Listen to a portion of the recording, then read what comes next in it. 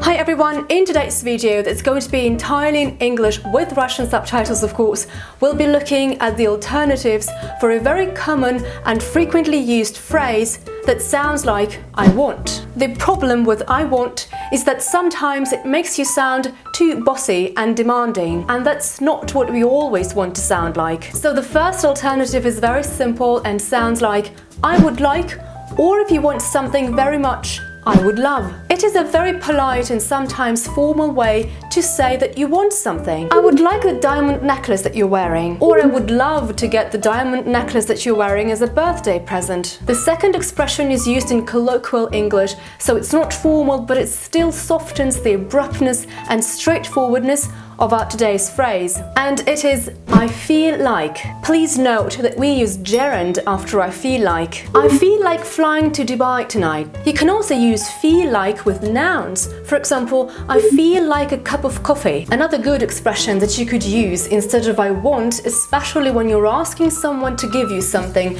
is could I have, can I have, or may I have? In this case, you transform an affirmative sentence into an interrogative one. So instead of saying I want that bag, you say may I have, could I have, or can I have that bag? By the way, even if you're using a very polite expression, don't forget to enhance it with please. Our next expression is one of my favorite and is more typical of British English rather than American English, and it's I fancy, I really fancy, or I would fancy. Please note that verb fancy is followed by the gerund. I really fancy dining in the palace tonight. You can also use fancy with nouns. For example, I really fancy that antique ashtray. The fifth alternative is I'm up for. Please note that this is not formal English, so I don't recommend that you use it at business negotiations. Are you up for a party tonight? Our next expression is I wouldn't mind. I wouldn't mind means I wouldn't say no to this, or I wouldn't refuse this. I wouldn't mind a new Gucci bag. If you're using this expression with a verb, don't forget to put the letter in the ing form. I don't mind being given a new Gucci bag.